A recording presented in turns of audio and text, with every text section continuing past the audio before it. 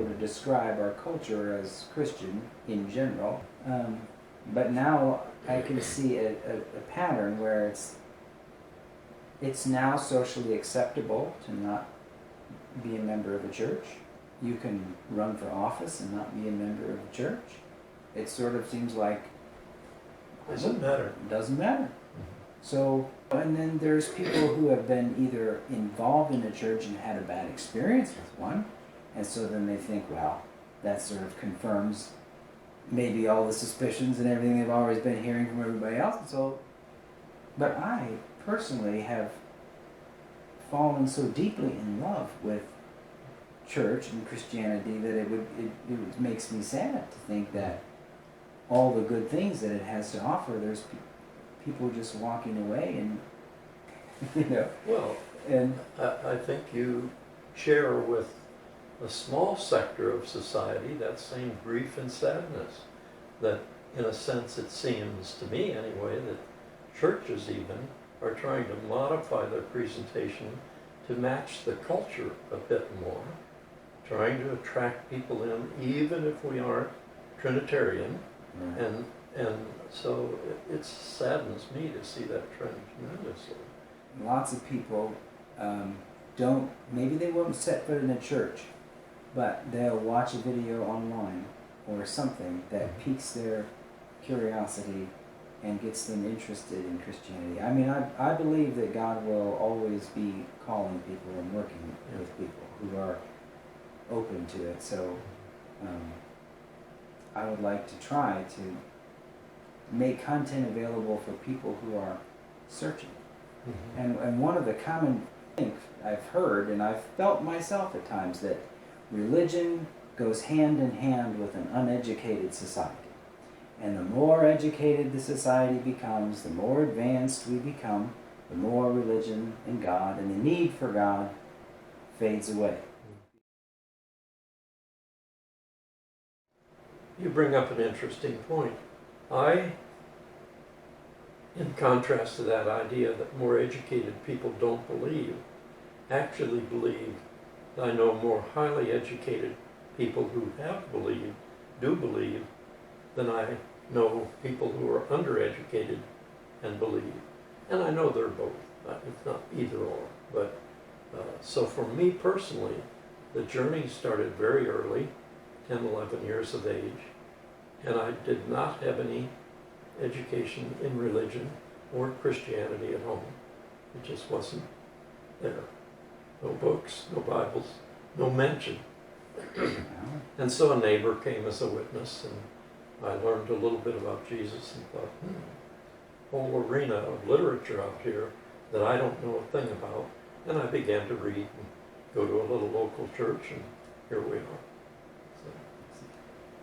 So, as I studied science and then entered medicine, it seemed to me that the great driving force for my faith was the fact that medicine came to its limits very early in almost every diagnostic case. We commonly say that maybe 90% of ailments would get well if we did nothing. So only in 10% of the case did we have to rally to wonder what we might offer. And even in those cases, I would come up against medicine had very little to offer. Say in cancer, terminal illnesses were really a big part of my focus, especially as people aged. And so faith, coupled with medicine, became a tremendous part of my journey in about the last 25 years of my practice. And it happened this way. There's a medicine and ministry conference, I think nationally, but mine was regional. Physicians were encouraged to attend that conference as ministers. And ministers were attending that conference to be more in the provider, physician, diagnostic, compassionate role. And so as we gather, there might be 40 or 50 every year at that conference, exchanging ideas from the opposite view. Where does faith come in here? Where does medicine come in here? And so that really built my confidence about turning to faith and not always turning to medicine. And that meant you had to cultivate people's understanding of where you were coming from. You can't just walk in and say, "Hey, Nick, I don't think you have a medical problem. I think you have a spiritual problem." And so, it took some time. But I hired a staff that was understanding of Christianity, had nurses that were fully cooperative with ministering from their understanding of their own faith, and trying to understand as people came with whatever the problem, both of those careers ought to interface. So we certainly went the full route of diagnostic, making sure we knew what the medical problem was, but didn't stop there if it wasn't obvious that medicine could treat that. We then introduced faith, and I'll just give 2 or 3 examples. One was with pregnant teenagers. We never would introduce abortion as an option.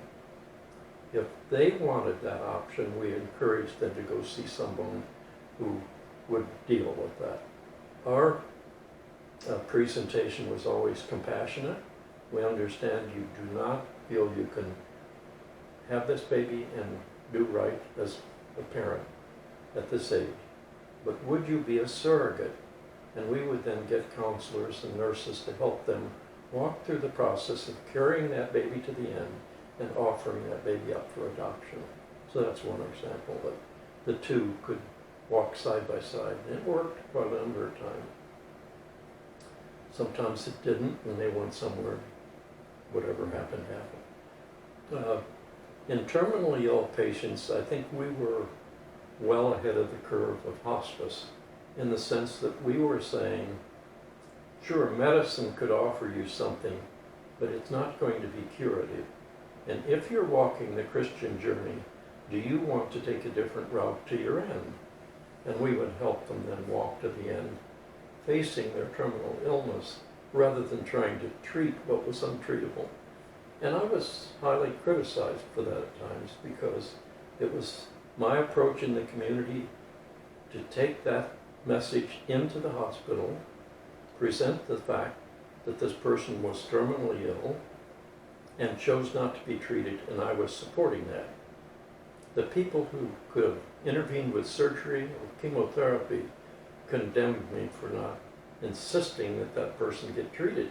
How do you insist that somebody do something that they don't choose to do? And so it sometimes caused some conflict in the profession, but that didn't deter me from proceeding along those lines. Then I hired some other physicians who were maybe not quite as assertive in that regard, but at least were willing to practice together and not thwart that effort.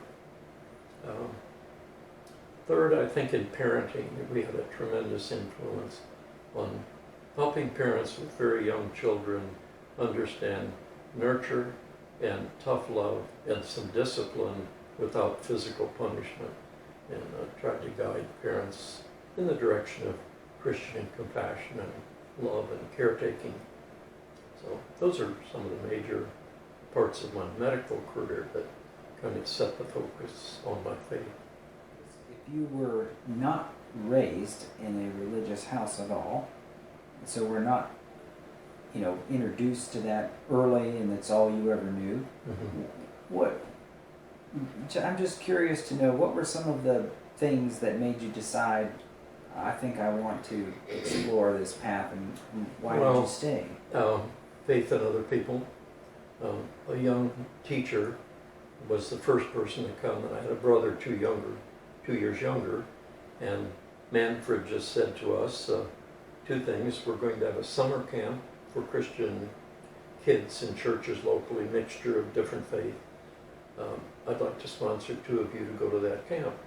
And he got my parents' permission. And I don't think I picked up anything there that I remember. I was 10, should remember. But it was a pleasant experience, and it was a nice outing away from a home that was pretty tough. A lot of harsh discipline and a lot of rules without much compassion. But he followed up and said, you don't have to go to my church, but there's one right up the street. If you want to expand your knowledge, that there's a great teacher there. And turned out to be a grandfather of my best friend in the long run. And so as I began to explore and understood virtually nothing, it was so difficult for me to comprehend the entire extent of Christianity. So I focused on Jesus Christ, and I see my entry into faith through Jesus. And so I studied the four Gospels pretty extensively, fell in love with Paul, watched his missionary efforts after he was converted. And those two things really made a lot of sense to me. And so as I grew a bit in faith, I could see some changes in retrospect. I wasn't sure they were going on at the time, but they were things that helped me choose a profession, dedicate my life to giving rather than taking, and had incredible discouragement from family. You're probably out of your mind. You can't do this. You can't afford to do this. We don't want you to do this. And so against those odds, I just kept turning to faith and plodding along. It strengthened my faith tremendously over the decades. What would you like to say to people who have not been a part of Christianity, or who have, but feel that, well, I could just be a good person? So why the need? I think my take on that has to come from Jesus' teaching, that I do really believe that Jesus being the Son of God, being our salvation, sending the Holy Spirit to empower us not to live this out on our own power, but His. And then those things being said seem to me to lead to people who believe that. And by fellowshipping with those people, my life has been extremely enriched. And when I compare that to my family who never went that direction, 4 or 5 of them still were always unhappy, grumbly, dissatisfied people for 95 years, some of them. And that's not a pattern that I've chosen. It's not a pattern I've admired. And so what I would say to people who don't think the church has done a fair job, then leave the church. But pursue Christianity. Pursue the true message of Jesus Christ is very different, I think, than church and religion. So that's one thing. The other thing, if the fellowship isn't loving and caring, I wouldn't stay there either, because I don't think it's genuine. And secondly, if I'm going to a place that's so watered down that we can't believe Jesus Christ, God, and the Holy Spirit and talk about that openly, then I don't want to be in that fellowship either, because I don't think it's genuine. So those are kind of 1, 2, 3s. Right. Probably a little Yeah. Baptist in their orientation, and I'm not that way at all usually. But that's what I would say to people who are struggling to believe or wanting some introduction to the true value of Christ. And I think that has to be a personal walk, personal reading, personal connection, personal looking to see where is that happening out here in the world. It doesn't have to be in a building. I would urge anyone that wants to look at that to read one gospel and keep rereading it, and just see what it says. And if you don't think it's sensible, try and disprove it. Spend your life trying to say this is hogwash. Number 2, I would definitely go to some devotional reference, and I think I mentioned to you early. I really like Oswald Chambers. He writes 1 page per day for 365 days, and he rivets the essential meaning of Christianity for me. And anybody that wanted to explore that might not find it that way, but I found it very helpful. And then I like some of the current literature. One of our own Episcopal priests, Barbara Brown Taylor, has written why she left the typical church, but still is a Christian, and believes there are plenty of altars out in the world that we can find. It doesn't have to be in a sanctuary. and then she's written how to learn to walk in the dark, and then the latest book is on the Holy Spirit. So she's a current writer, currently teaching near Atlanta, Georgia, and I think she's a great writer, and she's got it pretty understandable. So those are... If you had any critique of where you think Christianity has been going, maybe even in a popular sense, what would you say? Obviously, a lot of Christianity is trying to respond to the culture and trying to respond to a disinterest and trying to respond in these... Yeah, and I think that has surely a lot to do with our collective culture in a certain pocket of society, I would say. So if there's a group of Baptists who gather, and certainly they do in many churches, and they really have their focus on Jesus Christ's salvation, and if you don't believe that, you're going to hell. If that suits that large population, and they've got a huge population across the nation, all power to them. And if somebody else finds the Catholic order much more effective, same way. So I don't think, a lot of people fuss about denominational variations, and I don't understand it completely, but they're out there. And if they're doing a pretty good job of having people come to their church and believe something significant about Christianity, how could we disagree with that? For the people who are non-churched, I would just urge a search for something, because as I talked to quite a number of those people over the years, in practice and in private, they're not very satisfied with their own life, with their own career, with their own sense of their well-being, or what's the future hold. So it seems to me almost everybody is searching for something more significant than they have been able to figure out or interpret. So for those people, I just urge them to do a private search.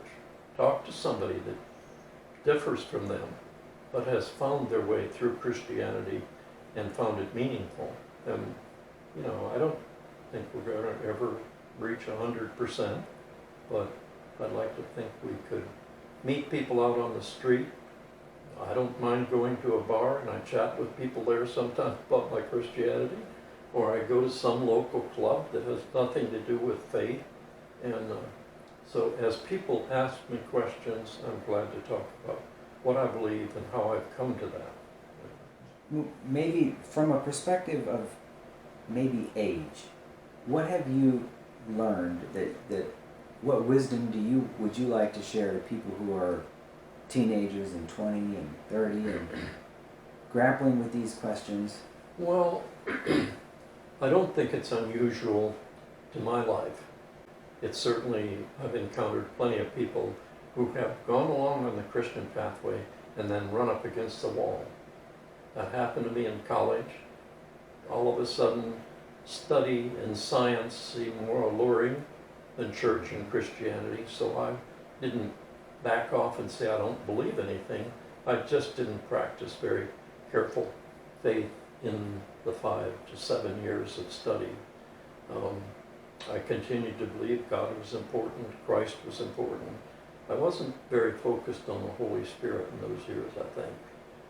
I ran into another brick wall 20 years later. I ended up divorced. Those kind of bolts out of the sky to me are punishing, disappointing, terribly demeaning to everybody involved. And so I had to go through those hardships to come beyond that, to recover, to realize forgiveness was still available. But for a few years, I wasn't sure that was accurate. And so having waded through that with a couple of older Christians, I think brought a richer, broader understanding that our failures are out of our humanity and our forgiveness is from God.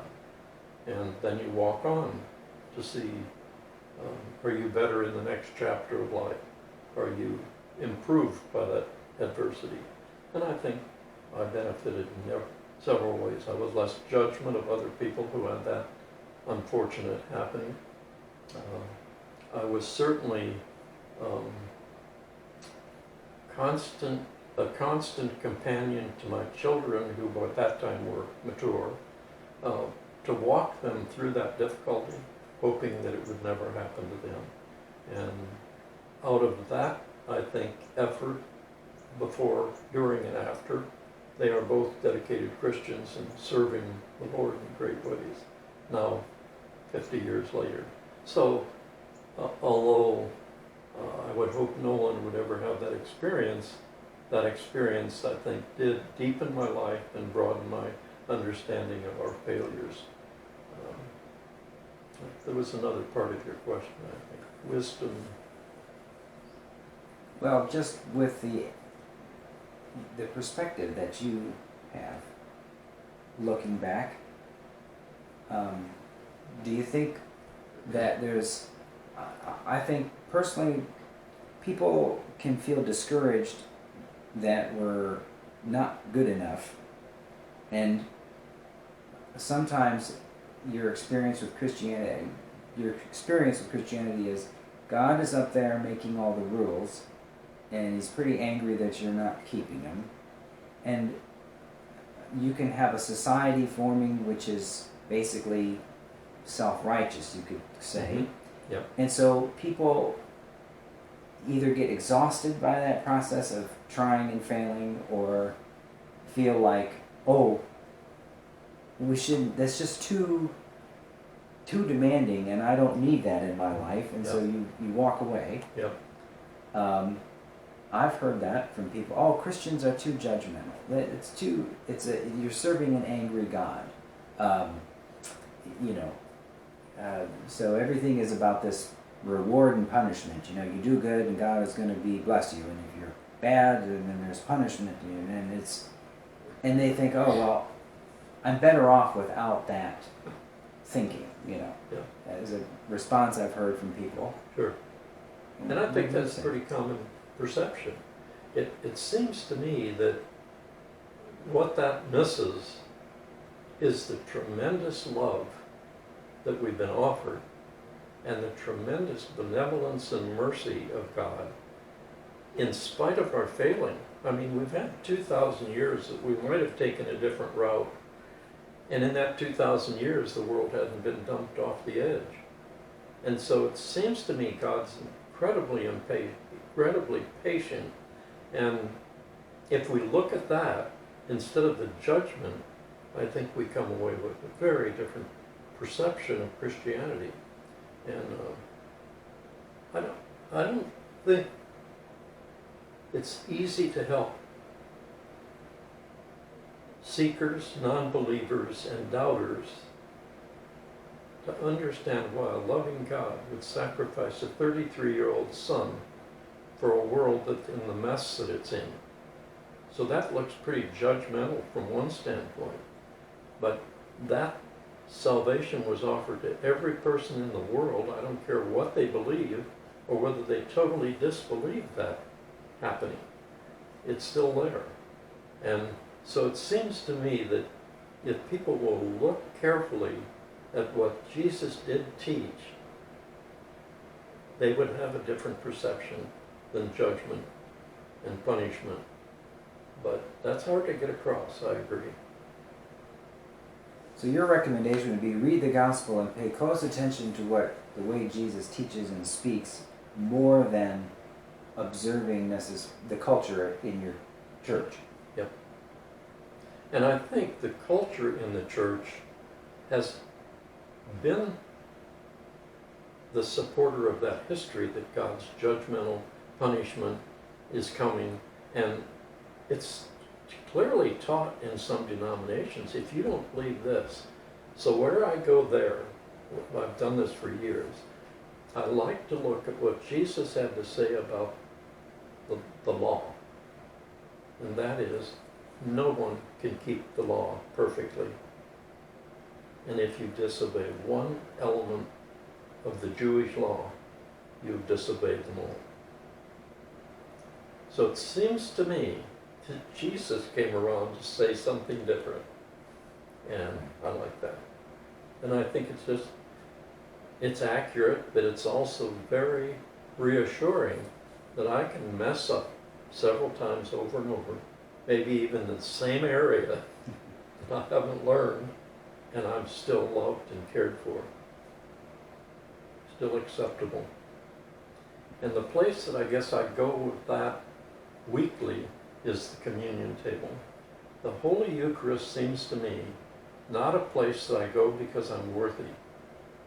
I go because I've been invited to come just as I am. And for those who don't believe that's important, sorry, I don't understand that. What do you think about John Wesley, who said he viewed communion as possibly as a conversion experience? Do you think it's something that should be offered to unbaptized Christians Yes. to start out with? Yeah, I think we've set too many restrictions, and I went back and read Luke's account of Jesus' introduction of communion, and it was no big deal. They were sitting around already eating dinner, and he said, by the way, guys, when you break this bread, I'm going to bless it, and when I offer this wine, I'm going to bless it. When you do this, remember me. I don't know why we have such a formalized version when he made it so simple. And he wasn't saying everybody at this table has to be baptized, I don't think. Right.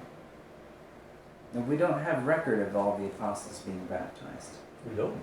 So, And we have one there that was the betrayer, right. and he broke bread with him, Right. knowing he was the guilty guy. So it just seems to me that we've said you've got to do this, this, and this to be ready to take communion. I don't believe that. I agree.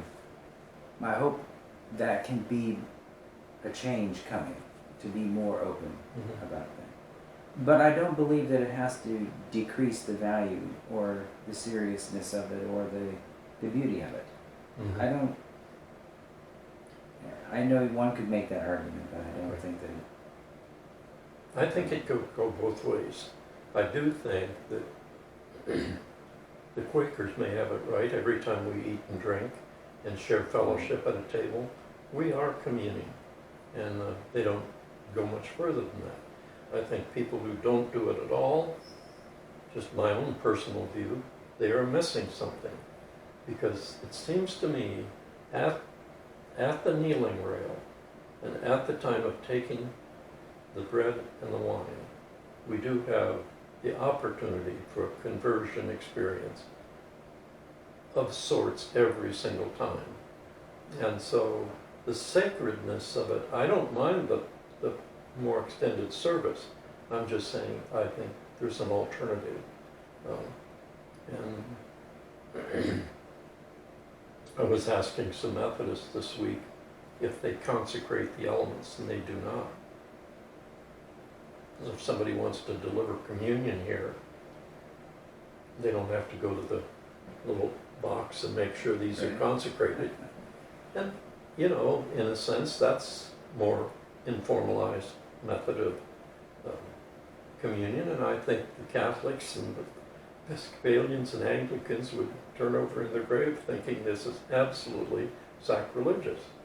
But I don't think God would interpret it that way. So you think, would you say that we need to maybe back away from some of the denominational divisions and focus on those things and get just more involved in the message and what it can mean for your life to be a follower of Jesus? Well, what I would like to see sometime is a gathering, not the whole Marion County community, but I'd love to see some representation from every denomination that we're willing to gather and ask what is the essential necessity to believe and be a Christian. And I'd be interested to know how the Baptists and the Catholics and the Episcopalians and so on would address that topic, because it seems to me we have an opportunity to identify the essential necessity of Trinity